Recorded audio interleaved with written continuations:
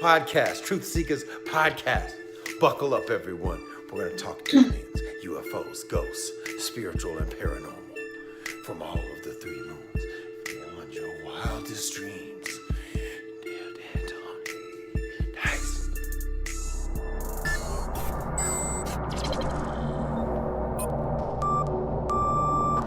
TruthSeekah and or its affiliates are not responsible for any strange phenomena that may occur during or after listening to this podcast, which may include the following: heightened senses of awareness, psychic abilities, UFO sightings, alien contact, time loss, out-of-body experiences, ringing in the ears, ESP, lucid dreaming, increased synchronicities, astral projection, telepathy, stronger intuition, levitation, miraculous healings, and or remote viewing. Please be advised to listen at your own discretion.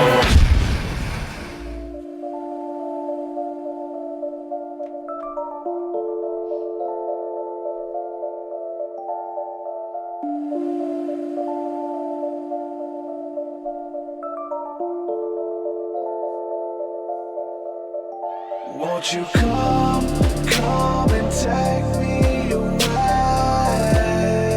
I just wanna be with you. Won't you come and take me away? To a place to walk on troubled seas, faith to stand when I don't believe. I just wanna be with you. Won't you come and take me away? I just wanna be with you. Won't you come? You are now locked into the TruthSeekah podcast. Gargoyles, psychics, everything's ungodly. Dark's at it. Streaming live at TruthSeekah.com. She's not a Christian. Give it up, y'all. Your portal to the paranormal, esoteric, and all things spiritual. She's tampering in dark's at it stuff. And now, your host, TruthSeekah. Hey, what's up, ladies and gentlemen? I'm your host, TruthSeekah. This is the TruthSeekah podcast. I'm excited, delighted to be with you guys again for another amazing episode, as always, man. I want to say a huge thank you and shout out to all the new listeners that we have. We got a lot of new people joining in on YouTube, Facebook, Periscope, all those cool places. Everybody listening on the podcasting apps as well.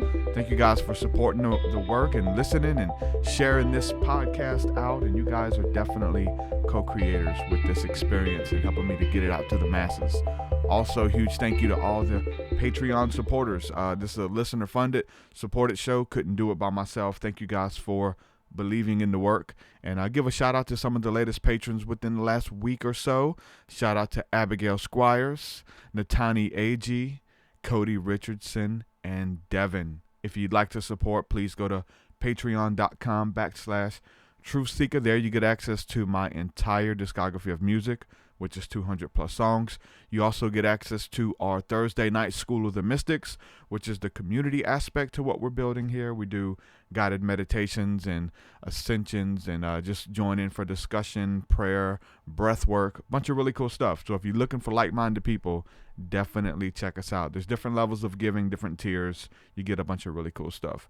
Also, I think we're at the height of how the most patron supporters that I've ever had. I think we're 169, 168, right in that area. When we hit 200, when we hit the 200 goal of 200 supporters, we're going to do a patron-only concert. So we'll do a live stream concert where you guys get to pick the songs. I don't care what song it is. If it's something that was on my first album back in 2006, or if it's something that is patron exclusive, whatever it is, whatever song that you want to hear, we're going to make it happen. So when we hit 200 patrons, we will do a TruthSeekah live stream Patreon only request concert. So hopefully we'll get there soon, and wanted to think of something creative to do. And so there it is, 200 patrons. That's what we're bringing to the table. Also, too, if you have not had a chance to get it, you're sleeping. My new book, Spirit Realm, is here. Angels, Demons, Spirits, and the Sovereignty of God, forward by Jordan Maxwell. Make sure you get a copy of that. Go to Amazon, or the link is on my website. Speaking of Jordan Maxwell, I've been trying to get a hold of him. Somebody inboxed me, a friend of mine, and told me that he had a bad stroke. So if anybody knows anything, message me. I've been trying to call him and no answer. So somebody, if you have any info, let me know about that. Definitely be sending prayers and good vibes his way. So without further ado, we're going to go ahead and jump into today's discussion. My guest today is Royce Morales. Royce, welcome to the TruthSeekah podcast, my friend. How are you? Thank you. I'm good. Such an honor to be here. Thank you. Awesome. Excited to have you here. I've been checking out some of your other interviews and some of your work and reading some of the bios on your books and stuff like that. And really excited to talk to you today. Thank you. Me too. Just, I guess, for the people who don't know who you are, just kind of give a quick overview, who you are, what you bring to the table.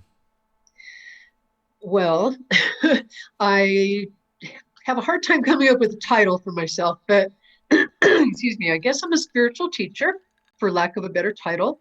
I have been teaching and exploring spiritual realms probably my whole life, but technically teaching for about several decades, like 40 years, which is crazy. And I just kind of started out just asking a lot of questions, and my poor mother couldn't answer me, and it would be like, come on, Mom, what's the meaning of life? And what happens when we die? And she just couldn't give me an answer. And, she wasn't a religious person, so there was never any of that to kind of lean on. So I really just started my own little quest. And excuse me, it's early morning in here. I've got my morning. Excuse me. Anyway, so I started my own quest and started, reading about religions and philosophy. And I took all these classes and personal development trainings and all this stuff. And I found that it would just kind of stick for a while, and then I'd be home and I'd be screaming at my husband and flipping people off on the freeway. And it's like, why couldn't it stick? That feeling of enlightenment and being awakened and peacefulness. And I had started going to a particular, they called it a church. It was more like a training where they taught people how to be channelers. And I was just always kind of interested in psychic stuff and whatever. And one of my neighbors literally found a flyer on the ground that said, hey, come to our thing and find out about how to be a channeler. And so I kind of reluctantly went to it, kind of kicking and screaming, thinking, oh my God, this is so weird. But it ended up that it really brought something out in me really fast. And I became able to do it really fast. And I became like their star there for a number of years. And then I one day my teacher called up and said, hey, you've been doing this for a while. Can you take over the class for a couple of weeks? Because I'm going on vacation. So I said, sure, whatever. And when I got there, excuse me, I just kind of let people talk. And, we'd been together in the class for several years, some of us, but we didn't really know each other. And so I just let people talk, and they opened up, and, people were hugging at the end, and it was just really sweet. And one of the people came up to me and said, hey, you seem to know a lot of stuff. Would you consider teaching me? And it was one of those moments, I don't know if you've ever had this happen, but, in your head, you're going, what? This is crazy. I don't know anything, even though I've been studying stuff for, 20 years. What, huh? And out of my mouth came, sure, I'd love to bring your friends. And I looked and said, who said that, But a few weeks later, she arrived in my living room and she brought 10 of her friends, and people started asking me questions. I started telling people stuff, and I found that people would ask me something and I had no idea what the answer was, but out of my mouth came this really profound information. And I was like, okay, who is that? And people would leave and I'd write things down that I had said, and it just kind of evolved from there. And like I said, I've been doing it for a long time. I opened a center, and, I found that some of the stuff I was telling people really helped. They would ask me stuff and I'd give them this information and it would be life-changing. So, again, kind of kicking and screaming, I decided, all right, well, maybe this is what I'm supposed to do. Maybe I'm not supposed to be doing interior design or being an artist or whatever it was I was involved in. So that's my long version of how it all started. Yeah, I like to hear the genesis. They really, Yeah. how people got into it. Whether it's somebody's, well, I just, watch the documentary and it unlock all this stuff for me, or a lot of times people have encounters when they're children. Did you ever have any like strange, whether it's paranormal encounters or just a fascination with angels or anything that like that when you was a child? I was fascinated with the information about it, but I didn't really have any personal experience there. Yeah, I did. That's a great question. Just brought me back. I remember one time I was maybe 10 years old and I was at a department store and there was an escalator going up and I got up on the escalator and I was holding on and all of a sudden I had this real clear sense that the escalator was going to stop. And I grabbed hold and it stopped. So it was that kind of thing that I was aware of something, but because there was no encouragement of it and I didn't know what the heck it was, Yeah. it just kind of, didn't go anywhere in my life. But I always had a real strong knowingness about things and I could read people real easily. And I was very, empathic all the Hmm. time. But I think that was probably the strongest experience that I had. Yeah, it sounds like one of those where they talk about like you think somebody you think of a friend you haven't heard from in a while, and then all of a sudden they call or Yeah, something like yeah, that, or that you. happened all the time. Yeah, and Yeah. I've had those happen to me when I was a kid too, and they were cool. I just couldn't explain it until I started kind of going in a little bit deeper with um, moving in the prophetic realm and being open to intuition and just following the information that comes to you. And for me, there was one experience where like I was listening to the radio, and it would be these when a song was going off, I knew the next song that was coming on. Oh, It wow. was so weird, like because I would sing the first line of the next song, and as soon as the song went off, the next one would come in.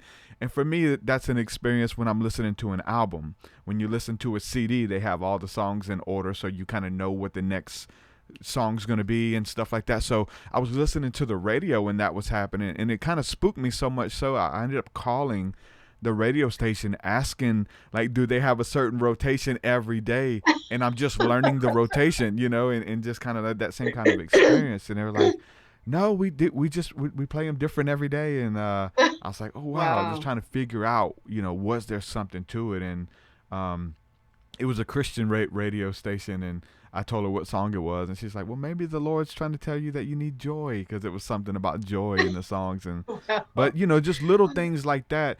If it's a cool thought and it's a fleeting thought unless you follow it. Not everybody follows those intuitive experiences and thoughts like that, but they lead you to where you are today on your journey and your destiny, even, right?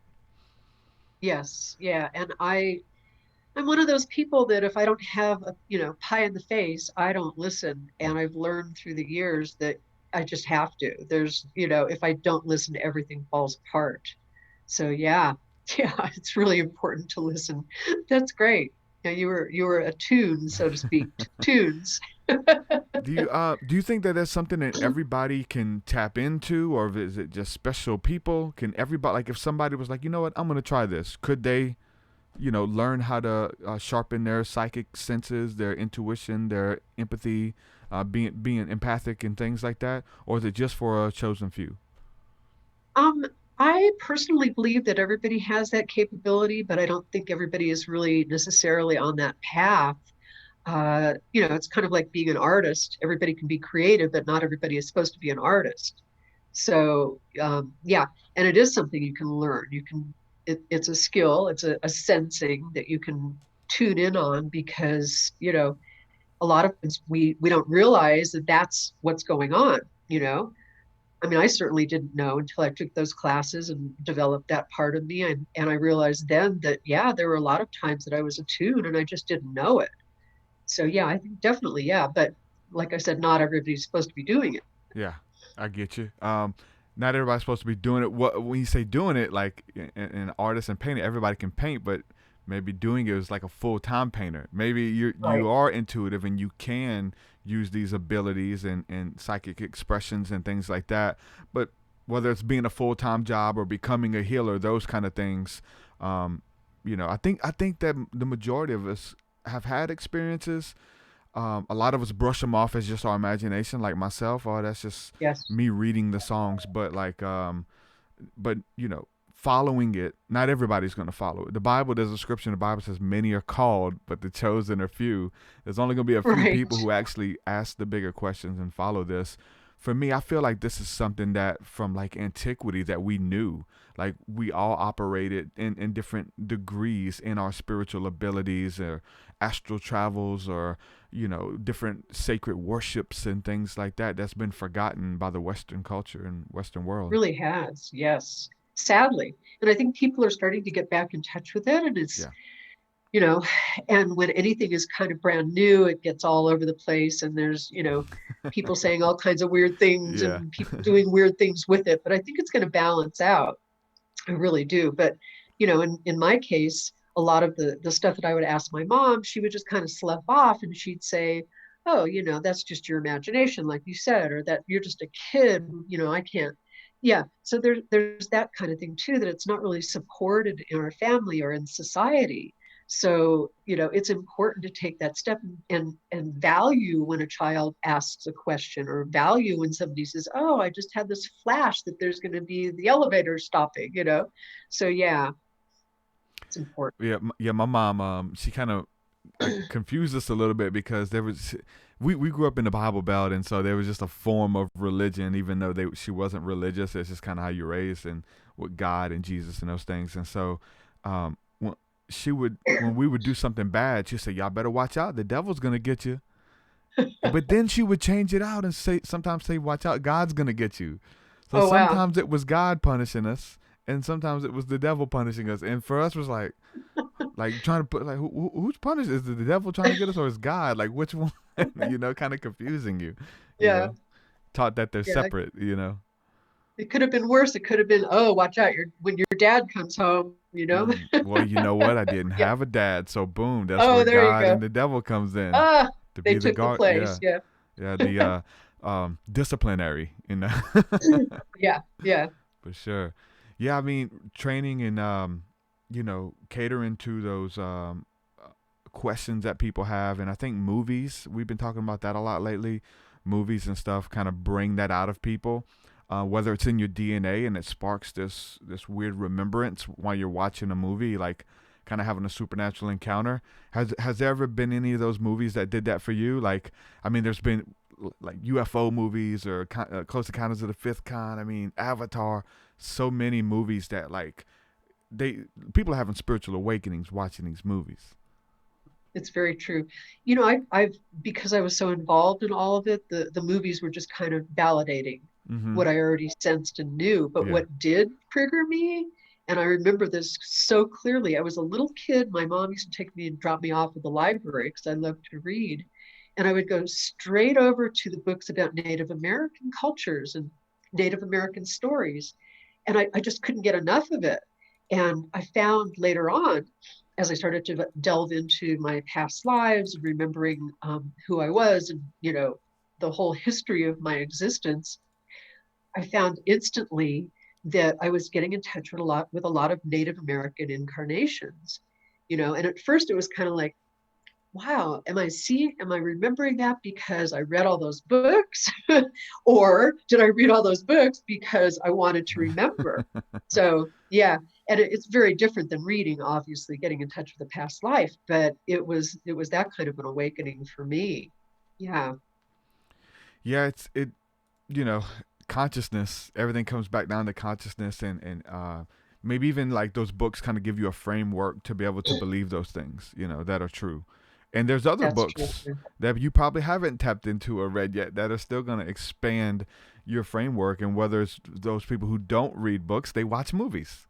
And so Right, the movies exactly. expand or kind of lay the groundwork or framework for what is possible or what is real for people to experience. And so for me, even like a lot of those early movies, for me, it was like the alien stuff, but it was mostly scary aliens. Fire in the sky and abduction scenarios and like really fear based. But then I started having encounters as a teenager and asking the questions, and I started having beautiful encounters. But that programming from some of those horror type alien movies kind of like was a warning, and like kind of I had to undo or unlearn what I've learned.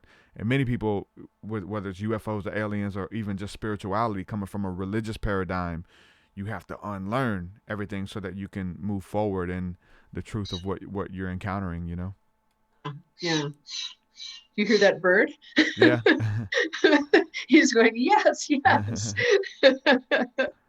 Yeah. Good. We live in the mountains and I get a lot of animal interaction up here. So yeah. Oh, that's just one outside, it's not inside? No, it's outside. Oh, it sounded like it was inside with you. Yeah. That's cool. There was one lady who we were gonna do a interview, and my internet was in and out, and so we wasn't able to do it. But we jumped in for a second, and she just had birds going crazy all in her house, and I could barely hear her over the birds. Wow. She's like, "Yeah, my audience is used to this." I was like, "Mine isn't." I could barely hear her over the birds screaming and jumping around in the background. So it's interesting.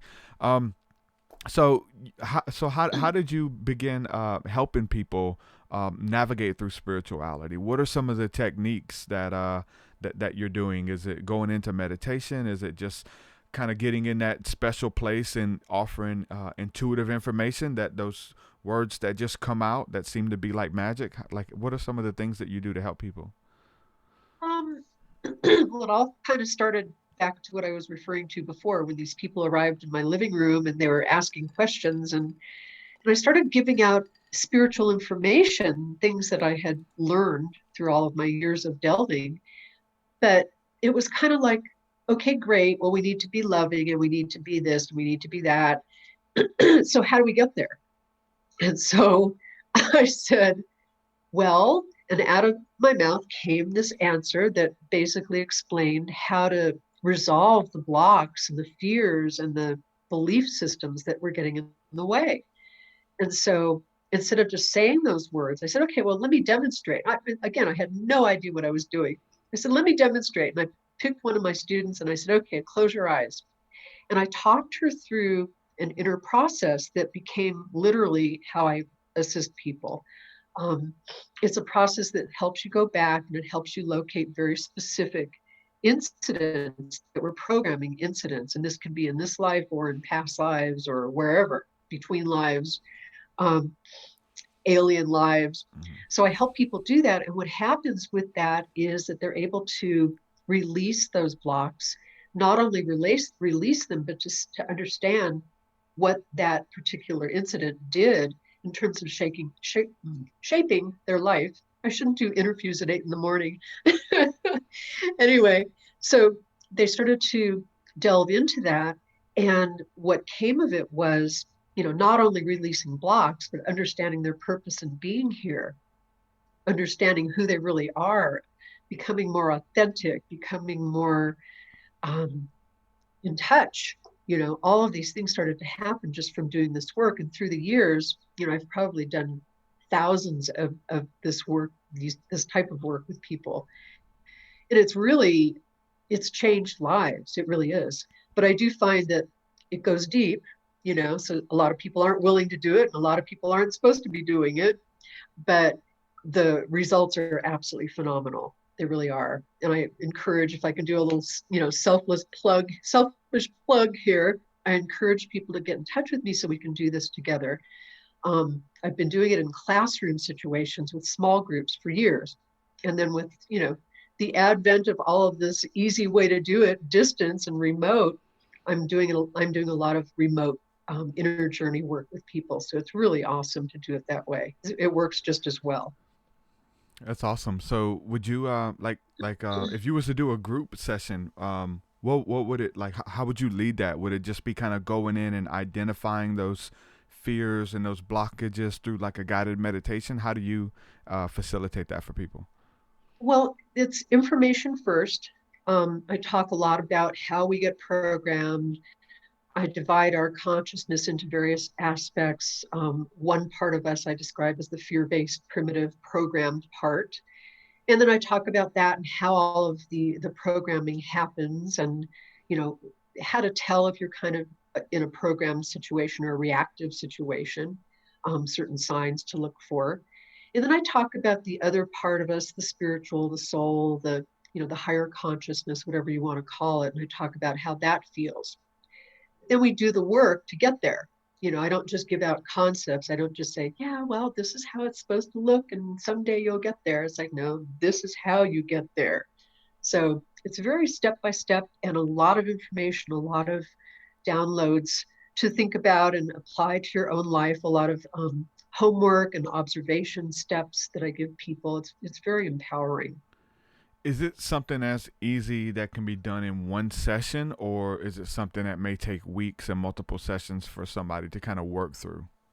It really depends on the person. I laugh because people always think, oh, it's like drive-through enlightenment. It's not. We're very multifaceted beings, and there's a lot of stuff, and the roots go deep, and it's tangled in time. And I've had people that that get it real fast, and I have people that are my students for 20 years and they still haven't gotten it. So yeah, it takes as long as it takes. But like I said, I do go deep, but it also depends on a person's readiness. If they're not ready to go deep and they just need to look at superficial stuff, that's what we do too. It's about finding out where that person is, right? You have to kind of like kind of get to know them, or intuitively feel where they are, what they're ready for, that kind of thing. Yeah, yeah. And their higher consciousness really leads the way. I'm very attuned to people and what they need, but they basically tell me as well. It's like, we're not going to go there today or in the next 20 years. Yeah.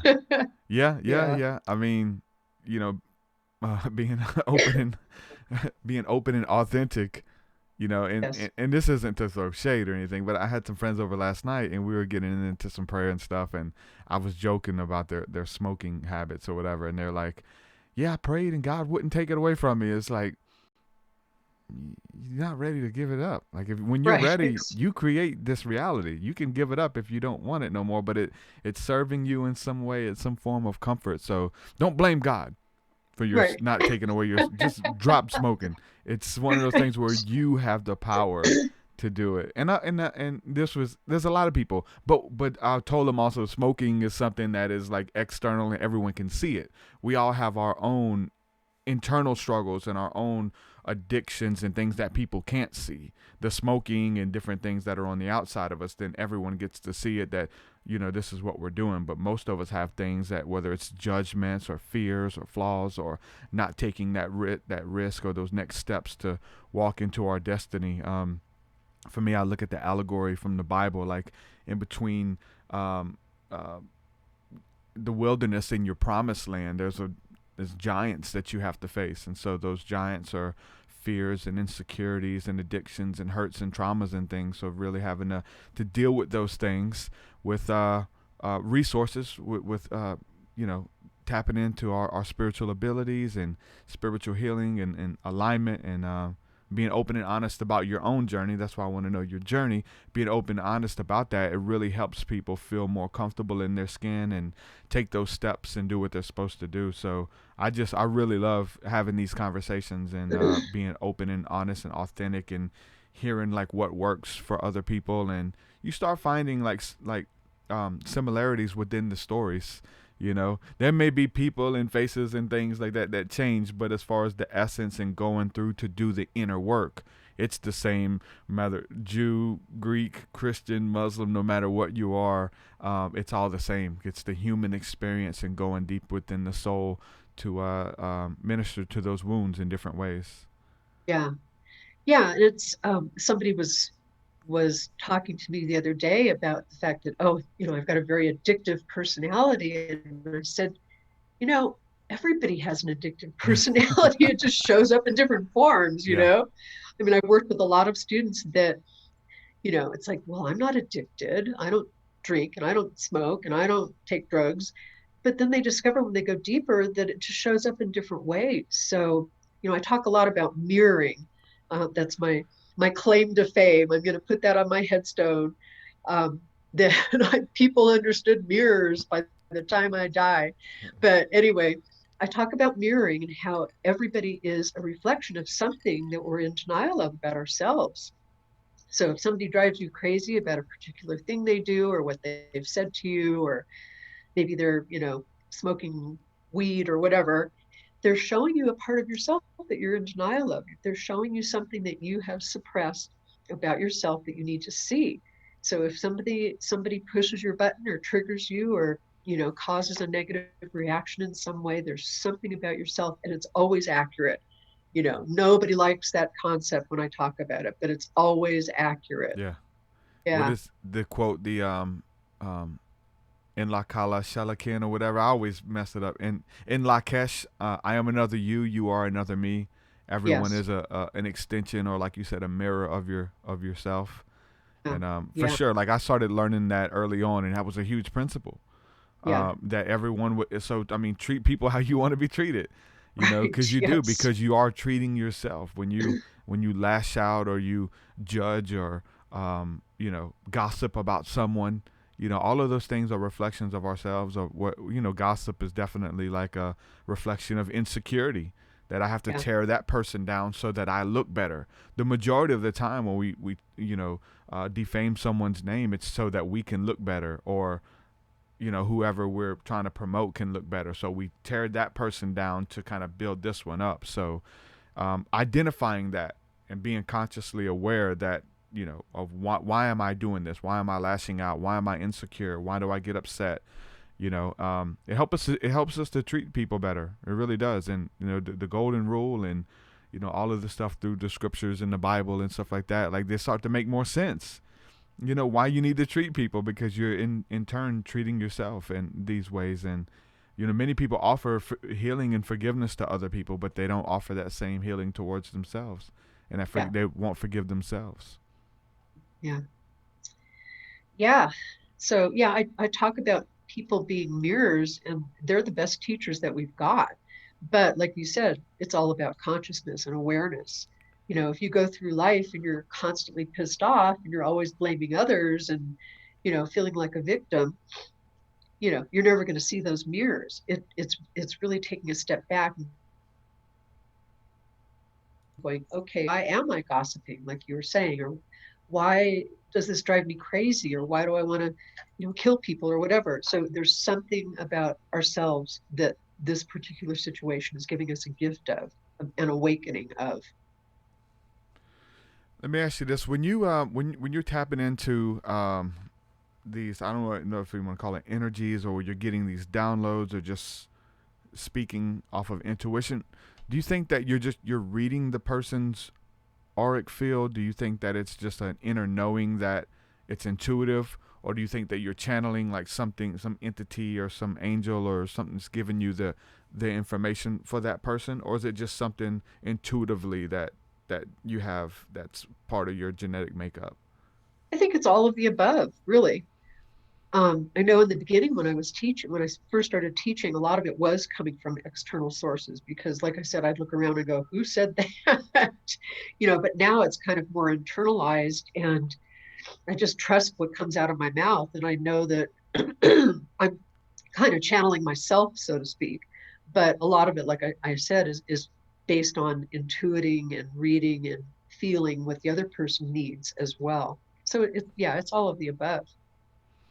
Yeah, I was just this is something I always as far as like there's a lot of people who like they rely on that, or they need the framework of that to without like giving that information that's just like, how did you know that? And you can't say, you have to give a reason how you knew it, whether it was channeled. I've been studying channeling and just like what it does and where the psyche goes and stuff like that. And Yeah. there's this huge part of like people like using it as a scapegoat of like, it wasn't me, it was Archangel Raphael, who said that, when it's like really you, whether it's intuitively or that you just have the wisdom that you can share, but whether it sounds more profound or more trusting if it came from the angel kind of thing, when you really have Right. these insights and things deep within that you could share, or the deep knowing, and just I look into that even from a religious perspective of people, saying God said this. Everyone does it. God told me this. God told me to tell you that, or versus whatever angel or whatever channeled master is relaying this information. I feel like that a lot of that stuff's within us, that it's already there. We just have to have a persona to deliver the message. Yeah, yeah. As you were talking, I was thinking about I had a student one time that I forget exactly what it was that happened, but it was in a meditation. I was told very clearly by an external source that this particular student was incredibly powerful, and she was going to start her own business, and she was going to be wildly successful. And I said, wow, okay, that's great. I can't wait to tell her that. And then that same external energy said to me, don't you dare say a word to her because she's not ready to hear it. And I kind of sat there and went, okay, then why are you telling me that? And it said, because you're supposed to know. And when the time is right, you'll be able to tell her. And literally 5 years later, she started her own business. It was wildly successful. We were in a group together, and she was sharing about all the stuff that she was, experiencing in her life. And I looked at her and I said, 5 years ago, I was told, and I told her word for word what I had been told. And she's like, oh my God, I'm so glad you didn't tell me that, because it would have freaked me out. So, the timing and trusting our knowingness as to what to say and when to say it is really important too. Yeah, that's interesting. Whenever a lot of this stuff started kicking up for me, I went to visit my brother in prison, and we we're in like a conference area or whatever, a bunch of people like in a cafeteria or whatever, and I was young, and it was weird because I knew why everyone was in prison. Like, I looked at one guy and it's like it was immediate download. He did this, he did that, and it was just it was kind of overwhelming, and it wouldn't go away. Even I'm trying to talk to my brother, I'm like seeing at people, and I'm like, these weird downloads are coming to me, and I knew why they were in prison. Obviously, I couldn't go up and hey, you're in prison for this, you're in prison for that. Like, that's not how you. Yeah, that wouldn't be effective at all. Part of it's understanding if we should release the information, articulating it on our, on how it would come across, and for healing or for, I don't know about a warning, but just like to edify the person. Just because something, doesn't mean like, or you feel something, don't mean you have to go and tell everybody or even tell that person. Yeah. I remember there was one lady, she years ago in the church, she had a dream about me, and I had a demon or something, and my demon was jumping on another friend that we were close at the time. And this lady went and told everybody in the church but me about a dream she had about me with having a demon. It's like, if I have a demon, don't you think that you should tell me?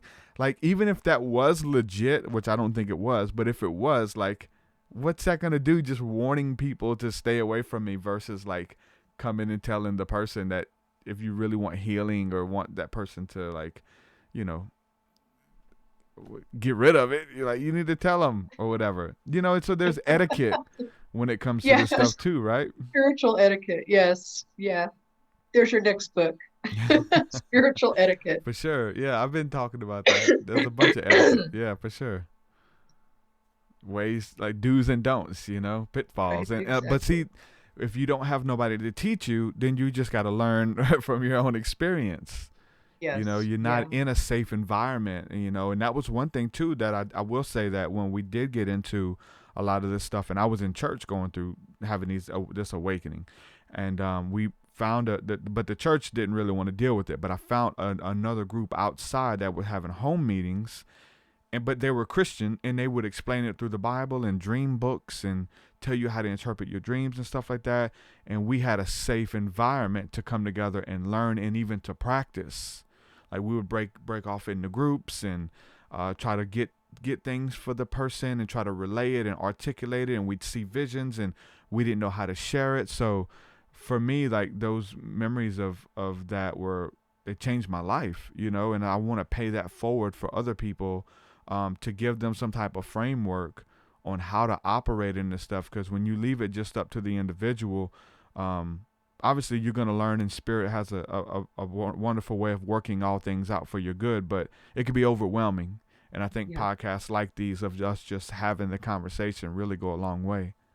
Yeah. And I think a lot of it, at least for me, is making sure that my motives are pure. Hmm. So, had I said that to that woman 5 years before she was ready to hear it, it would have been coming from my own ego and my own need to, wow, look at me, look at what I got. And, instead of honoring what she needed.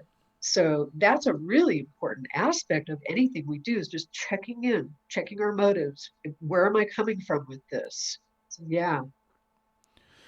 Do you feel that something I've been thinking about a lot lately? Just talking to a lot of different healers and light workers and things like that. Um, I find that many of them come from abusive or abandoned backgrounds, and I don't know if they're trying to, or even that they were involved in shady things when they were younger. Um, Whether they're trying to compensate for some of the wrong that they've done. I find it more that a lot of them have dealt with the whether it's the dark side, or they know how dark the world is or how mean the world can be, so they're tapping into the light to counteract or counterbalance um, the darkness that's in the world, or even the darkness that they or chaos that they have caused. Do you see that at all? I know that a lot of them are like, and I'll say this, they're kind of bipolar. They want, we have to tap into the light. We have to bring forth good energy. We have to pray. We have to do these things because we know how dark the darkness is. And if I'm not in the light, then can give a foothold to that other side of me that exists, that other side of humanity that exists. And I find a lot of people who are trying to balance it, light workers, they'll have a lot of breakdowns, a lot of.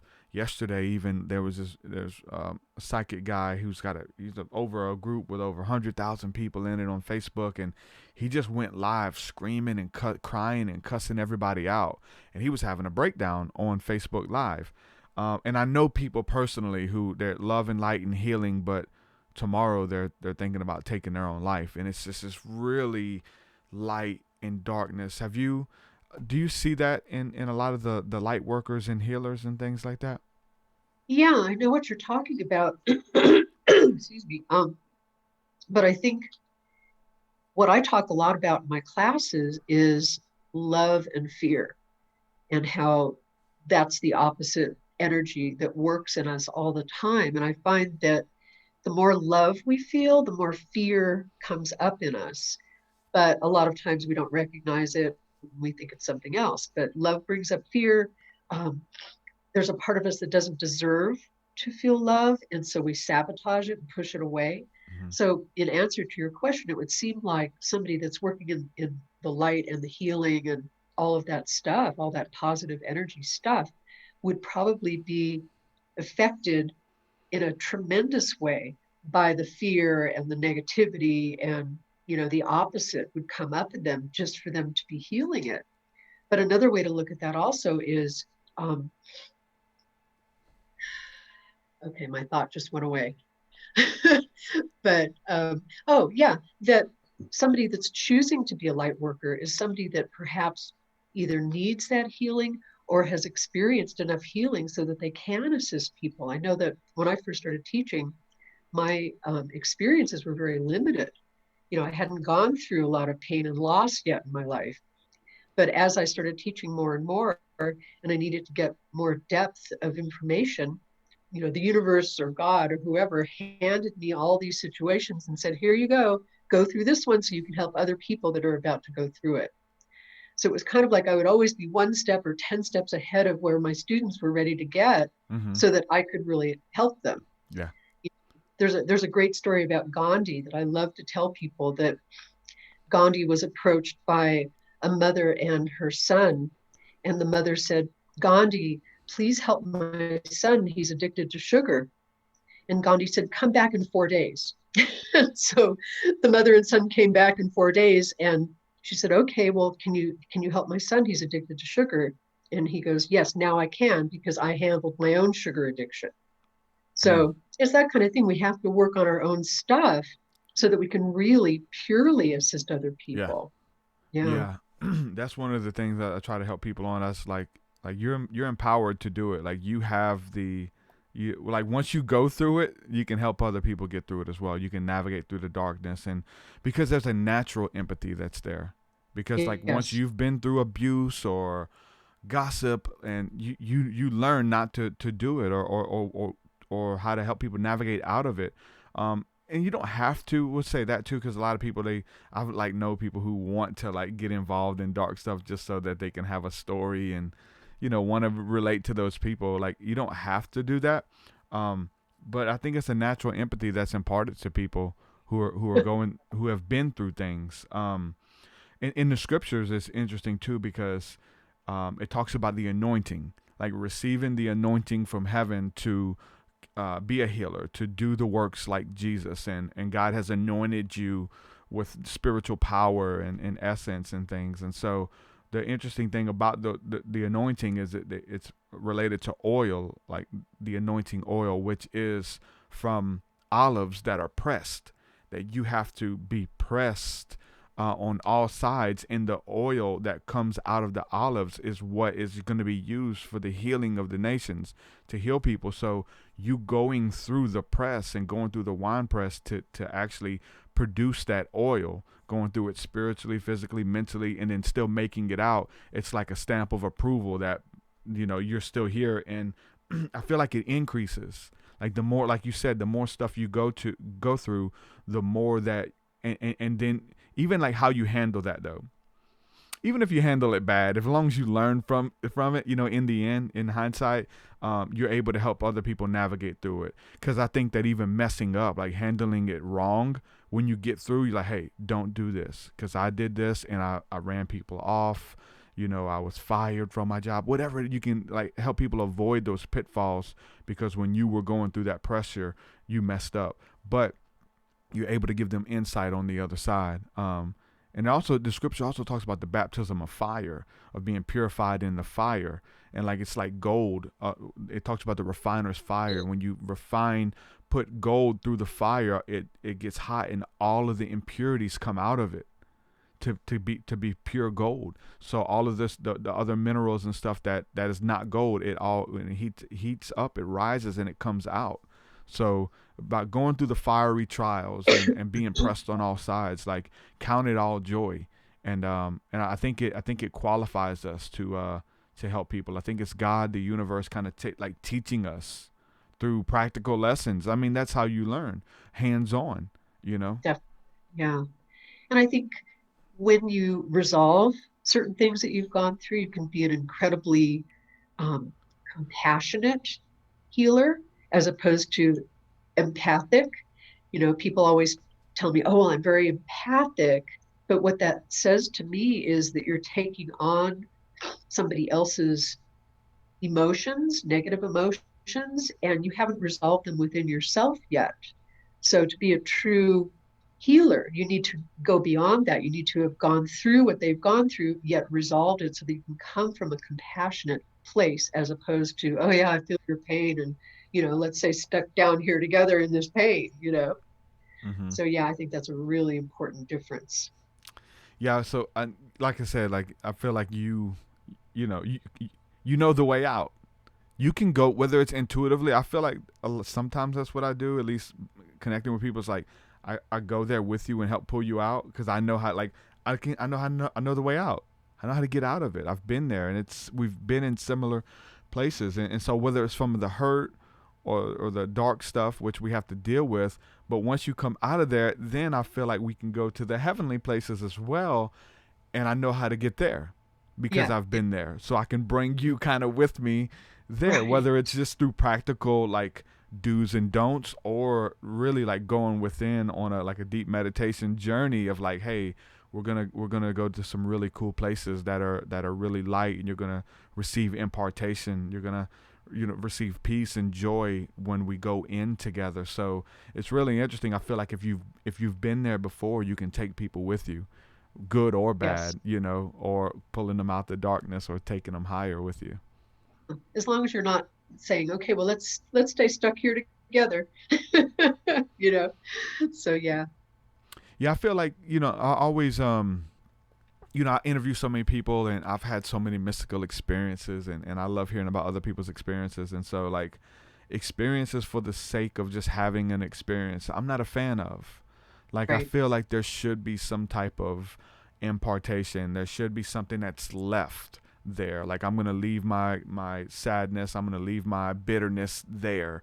Like, whether it's an encounter with an angel, like, what happened? Were you changed after it? Like, what changed on the inside? So I'm really big into that. So, like, these guided meditations or tapping into prayer and stuff like that, I'm expecting something to happen and something to be changed. And even if you don't know what it is, like, that's the beautiful thing too, of just letting the healing vibes flow over you, and God's love and angelic presence around you, and you just feel lighter. You feel refreshed. Something happened. Even though you may not pinpoint it, you just feel lighter after a session, those kind of things. Yeah, absolutely. As you're talking, I'm reminded of basically, because I'm such a skeptic at heart, I needed a lot of proof when I first started my spiritual journey. Yeah. And one of the things that happened, you know, I kept saying, well, I don't know if I really believe that the spirit even exists. That's how skeptical I was. Yeah. And so I was in meditation in that group that I was describing earlier, and I had a full-on out-of-body experience where I literally found myself hovering in one of my friend's bedrooms, and I was watching him. And and I came back into my body, and I called him up afterwards, and I said, I just had this out of body experience, and I described exactly what he was doing, and he kind of was blown away. But what was more important is how blown away I was, because it proved to me that, yeah, we are spirits. And so then, of course, I tried to have it again, okay, that was really fun. Let's do that again. And my higher consciousness or God or whoever said, nope, you just needed that one proof, and that's it. You're done. You can't play with this. It's not about using it as a That's good. plaything. It's about giving you the message that you needed, and that's it. Yeah. That's good. I Yeah. think there is a healthy skepticism, and I'm there, but I'm a healthy skeptic, but it's right in front of I want to believe. The skepticism is in front of I want to believe it all. So I think it's for me, it's definitely healthy. Like, people, I keep referencing the Bible and church and stuff. That's just my background. They would talk about Thomas, doubting Thomas. And they were like, see, Thomas doubted. He doubted our Lord. And he didn't know. He said, no, listen, our Lord, before he went to the cross, told us that there would be people coming pretending to be him, and people coming in his name that are going to try to trick us. And like, he's like, I'm not going to believe until I put the holes in his hand, put my fingers in the holes in his hands to know that it's our Lord. Because you guys are following just the first person who came and said, I'm him risen. And, but I feel like that skepticism allowed Thomas to really encounter and really know and not be tricked. So for me, like, the doubting part or the skepticism part, I feel like has been a vehicle, even for you, to have these otherworldly, phenomenal experiences. I think the skepticism has birthed the real. It is versus like, settling for make believe or settling for just it's all in your head to like, and I say that with like, I've had entities and beings and things cross over that show up in this reality. Like, I want to see them. I love the inward thing and sensing and knowing and stuff. That's cool. But when they like physically manifest and show, and then other people see them, like, there is no skepticism. Now we can debate and say, what was that? It was something otherworldly that we encountered. But I feel like that skepticism for me has been a vehicle to have profound out of this world experiences. Yes. Yeah. Whenever I have a student that's a full-on skeptic, I'm like, great, terrific. This will be great for you. Yeah. But don't just listen to my words. Trust what you feel and what you experience. Yeah. If Absolutely. it's healthy. If it's, like, I think there's a healthy skepticism. There's some people who are just set on, this isn't real. I'm not going to get anything out of it. Yeah, I've had those. Yeah. And then it's like, well, you're not. I'm sorry. Like, I can't help you. You have to, there have to be give me something to work with, a little piece of magic. Give me a little piece, and then we can work with that. I've had like spouses kind of book sessions with me for their husbands and stuff. And like, he's not really, I just think he needs it. I was like, you're going to get something out of it. Even if you just feel lighter, you feel relaxed, because they're not really into it. So they're, trying to work things out, and they get something good from it. But, you can go as deep as you want to go, and it becomes as real to you as you can believe it. So, that's that's just how it works, Yeah. Yeah. I've told many a student, if you're here because your wife sent you, uh-uh. I know. Yeah. You've got to be here because you want to be here. You want to get it. Yeah. It's not going to work because your wife told you to get it. It makes it a little awkward, Oh yeah. going into it. Yeah.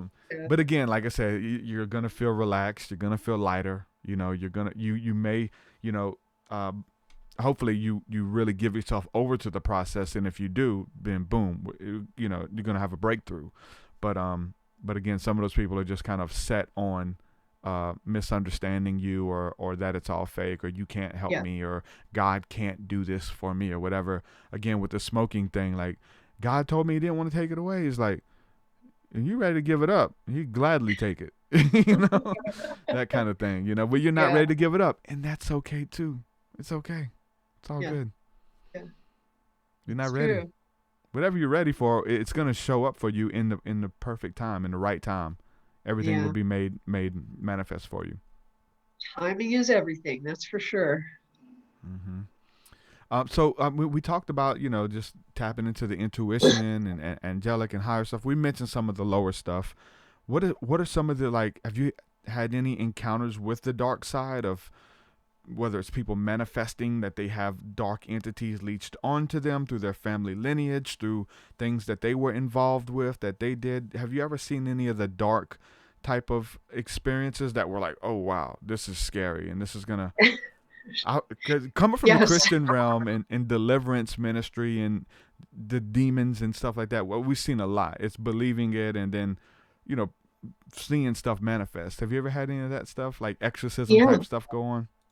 Yeah. I actually have a lot, actually. A number of years ago, several of my students ended up discovering that their kids had been ritually abused in some preschool situations in the South Bay in California. And I learned a whole lot about that realm by dealing with them as well as their kids. So yeah, that stuff is real and it goes on. But it's still really all the same in terms of, why did I need to go through this? What do I need to get from this? Why did I choose this, so to speak? We choose everything subconsciously. So we had to look at a lot of different levels of that. And what is the lesson from it? And what is the higher consciousness awakening from it? So yeah, that was a very intense part of my life for probably 10 years. Very interesting. Do you find that, like, even with the what was mentioned, the smoking and things like that, like with some of these addictions or addictive personalities, like, um, I guess I have somewhat of an addictive personality, but I've learned to, instead of anything bad, I've learned to use it for good, just to get addicted to good stuff, not overdo it, right? I mean, you gotta have balance, but understanding that, first of all, if you're conscious that you have it, how can I use this for my good? How can I use this to be successful? So, like, start, get addicted to winning, get addicted to doing good stuff, get addicted to helping people, not so much that you're like over giving a piece of yourself. So that's there too. But when someone's letting go of an addiction, and have that bad stuff, or addicted to bad stuff, do you feel like it's healthy or good for them to replace it with something like, whatever it may be? Like, if it's, because a lot of people, like, that's their identity, whether it's the, drinking and drugs and this and that, and as soon as I feel pressure, I drink. As soon as I do this, I look at things I'm not supposed to look at on the internet. Like, so for me, it's like replacing that. Like, you can minister to that need and to the root of that, but it's like, when you feel it coming back, do this instead. You're even addicted to food, addicted to junk food, and when you feel that addiction coming on, say no. You got to identify it. Don't act like it's not there. Identify it and replace it with something healthy, kind of thing. Do you recommend people doing that when they're finding healing and stuff? I think that, excuse me, that's kind of maybe a first step, so to speak. But anything that we don't resolve is going to take a different form. So, clearly if somebody quits smoking and they, turn that into eating chocolate chip cookies, the addiction hasn't resolved. So the work that I do with people is about resolving the need for that. Where is that really coming from, and how can we, you know, um, assist in completing that need and getting rid of that need so it's not even an issue anymore. But yeah, they could certainly do temporarily something else in terms of the addiction to, in a positive way. But again, it's not going to resolve it by doing that. Addictions go deep. They really do. Yeah. It's in our nature. It really is. It's like, it's like our number one thing is to need food to survive. And if that gets screwy and that gets messed up in our consciousness, it turns into all kinds of addictions. Mm-hmm. So yeah, I do whole retreats on addictiveness because it's such a huge issue. Yeah. Again, like having an addictive personality, and the thing about it, I mean, a lot of times what people have been just using it the wrong way, or responding to it the wrong way, and you have to start responding to it differently, using it differently, and what seemed like your greatest weakness can be turned into strength. The Yeah. scripture says, what the enemy meant for your harm, God will in turn use for your good. So the very things that were killing you can turn around and be something that you now, it doesn't rule you anymore, but you rule it. You just have a different connection with it. Whether it's alcohol, like it's a big one. Like a lot of people have to cold turkey, can't go back to it. Even if they do the inner work, they just can't do it. Right. They can't. And but some people, get that healing, and then there's a healthy balance to all things, and they learn that balance. But not everybody. Some people, I feel like I don't know if they just won't go deep enough, or I mean, I have some friends who are in AA and like just cold turkey works, and even not even putting themselves in that place. Like, I can't even come to your barbecue because I know there's going to be beer there, that kind of thing, Yeah. because it's that severe. Yeah. I had a student one time that was very, she had a major food addiction. She was just, that's all she thought about was food. And we had just talked about addictiveness in one of my classes, and she decided to try some of the techniques that I had talked about. And she ended up going to a bakery. She was on a little weekend excursion to a place that had a really wonderful bakery, and she found herself immediately going into this bakery and standing there looking at all of the cookies and the cakes, and she said, you know what, I can have anything that I want. I'm not going to stop myself. I'm not going to say, oh, you shouldn't have this. And she just gave herself permission to get whatever she wanted. And you know what, after about 5 minutes of giving herself that permission, she walked out and didn't buy a thing. So a lot of the addiction is the idea that, oh, I can't have this, so I have to have this. So that became a real incredible teaching for her, and it really helped to resolve that food addiction. Mm-hmm.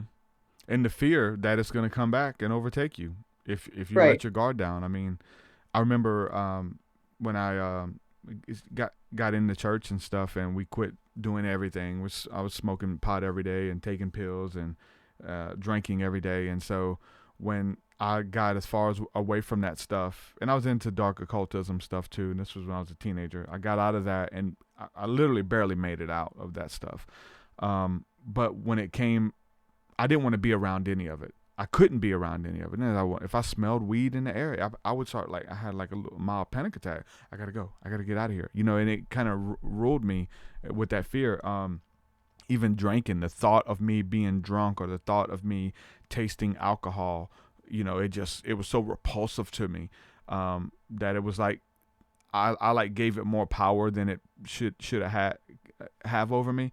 But eventually there was like these situations that came up, even like in church meetings or where we would take communion, and some of the men would have real wine during communion, and I'm like, oh no, I'm gonna have grape juice with the children. I can't, and I just couldn't. But I remember finally like mustering up the courage to like, I'm gonna have a sip of wine with the with the men, and it was just scary, and like until I did it, I was like, okay, not so bad after all, and like just understanding that thing does not have power over you and taking your power back. But for me, it was like understanding there's a healthy balance with that. Like that alcohol is not bad if you use it the right way. Like it can, it's fun if you having a glass of wine or some drinks at a party or whatever it is. But it's anything that you do in excess, whether it's shopping, whether gambling. I mean, you can think of so many things that we in turn use, end up, being bad for us, or we use to our detriment.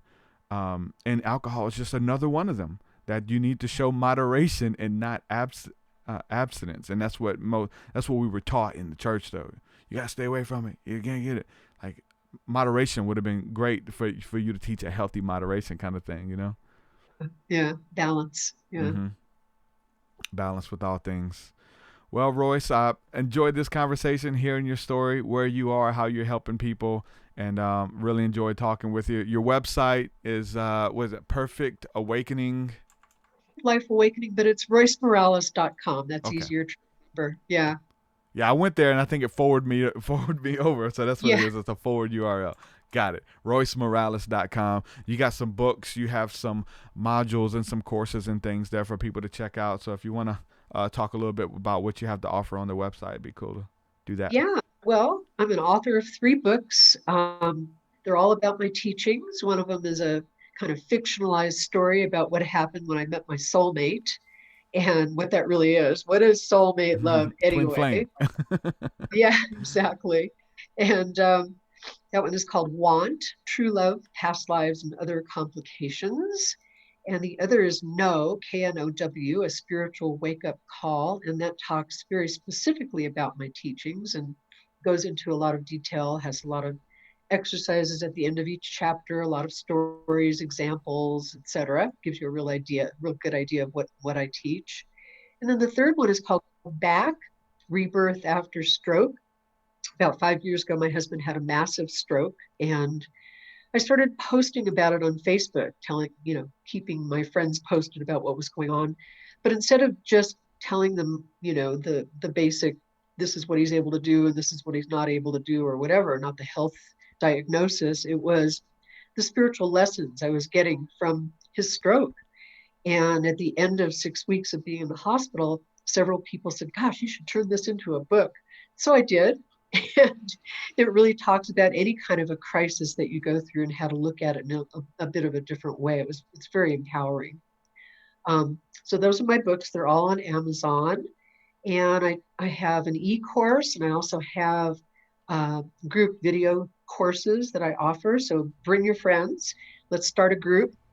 And it's just so empowering and so wonderful and supportive and loving and caring and awakening, that's for sure. It'll help you get past a lot of those blocks, a lot of those fears that maybe you're not even conscious of, all done in a very spiritual way. And I also do individual sessions. I think that's important to mention too, that even if you haven't done my classes, I'd love to work with you and get down and get dirty and get to the roots. Good stuff. Well, Royce, I really enjoyed this conversation, this hangout, this talk with you, my friend. And we'll have to do it again. Thank you so much. Thank you. Keep up the good work. Thank you, ma'am. Many blessings.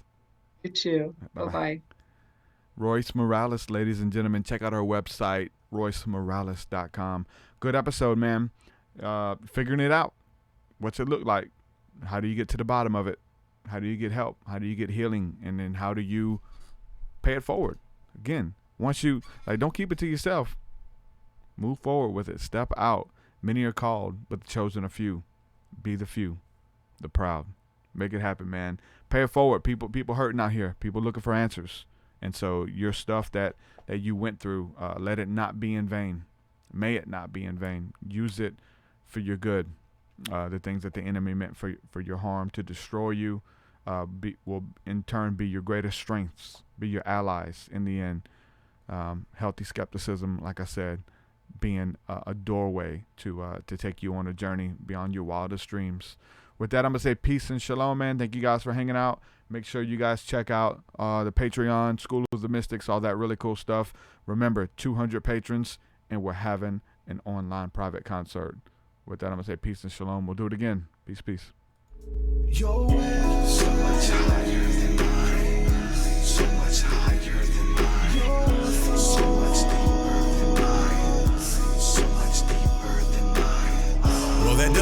episode, folks. To hear more episodes of the TruthSeekah podcast, head over to TruthSeekah.com. And if you're wanting to support the show and get rewards, go to our Patreon page at patreon.com/TruthSeekah.